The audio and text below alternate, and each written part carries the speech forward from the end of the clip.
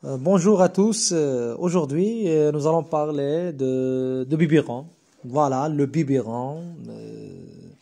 Euh, la définition de biberon, les indications, quand on peut l'utiliser, les contre-indications quand on ne peut pas l'utiliser, aussi la stérilisation au foyer et au niveau de l'hôpital, et les matériels techniques, et les matériels nécessaires à cette opération.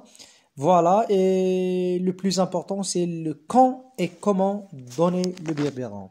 Quand et comment donner le biberon. Voilà, ce sujet-là est très important pour les mères, les mamans qui ont des bébés. Tout d'abord, on va commencer par la définition de biberon. Le biberon est un moyen d'allaitement artificiel.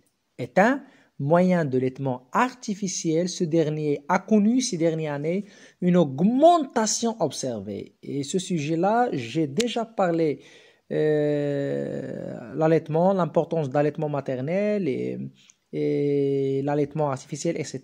Cela est dû à de multiples raisons. Voilà, j'ai déjà parlé à ces raisons-là.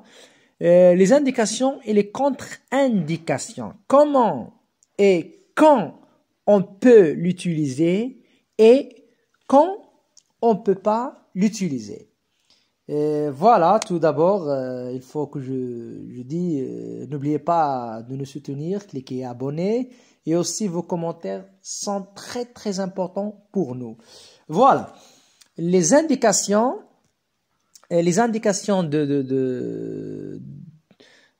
cette opération, c'est en cas de pathologie de sein chez la mère, enfant qui suit un régime alimentaire aussi, on peut le donner, prescrit par le médecin si le lait de la mère est insuffisant, voilà, et bien sûr en absence de la mère, voilà. Les contre-indications sont, bien sûr, si l'enfant et sa mère en bonne santé, il faut au moins 6 mois d'allaitement maternel. L'allaitement maternel est très très très important. Il donne bien sûr immunisation à l'enfant, au bébé. Il donne beaucoup de choses, les vitamines D, beaucoup de choses. Pour cette raison, il faut toujours utiliser l'allaitement maternel et pas l'allaitement artificiel. Contre-indication, bien sûr, certains types de lait, par exemple le lait de chèvre dont l'usage prolongé provoque une anémie spéciale. Voilà, c'est ça les contre-indications. La stérilisation maintenant.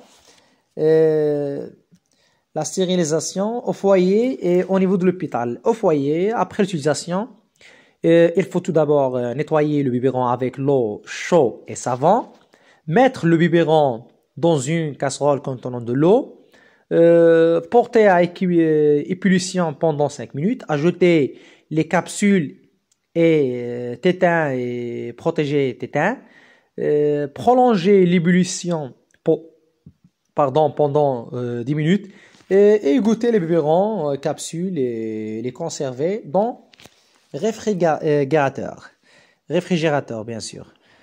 Au niveau de l'hôpital, après lavage bien sûr, après lavage, remplir la stérilisation d'eau, placer les biberons, renverser dans le panier du stérilisateur les capsules, les teintes et protéger les teintes au centre. Couvrir et mettre en marche. Une fois que les biberons stérilisent, le stérilisateur s'arrête, conserver les dans les réfrigérateurs. Voilà, la stérilisation est très importante pour combattre les germes et d'autres choses. Les matériels techniques, je pense que vous avez une idée sur le matériel technique. Bien sûr que le lait en poudre eau bouillée, les biberons déjà stérilisés, serviettes, mettre en évidence le matériel d'hygiène en cas de nécessité, prévoir une chaise, technique de préparation, laver les mains, biberon, etc. Maintenant, le point qui est le plus important, c'est quand et comment donner le biberon. Ici, le nouveau-né tétera que toutes les 3 heures, 6 heures du matin, de 3 heures, de 6 heures du matin à 21 heures, ce qui fait 6 repas, dès l'âge de 3 à 4 mois. Et lorsque la courbe de poids est satisfaisante, on supprime le dernier biberon. Voilà. Laver les mains, mettre une serviette. La température du lait doit être entre 32 et 33 degrés Celsius. Apprécier la température en faisant couler quelques gouttes de lait sur le dos de la main. Et ces techniques-là, je pense que vous faites. Réchauffer dans un bain-marie s'il est froid. Voilà. Vous tendez le bébé sur vos genoux dans une position semi-verticale. Voilà, je répète cette phrase-là. Vous tendrez le bébé sur vos genoux dans une position semi-verticale. Jamais couché ni trop droit. Voilà, le biberon devra toujours être incline de sorte que le goulot soit toujours rempli de lait. Et le redresser pour irrigation. Les accidents maintenant, les accidents et incidents.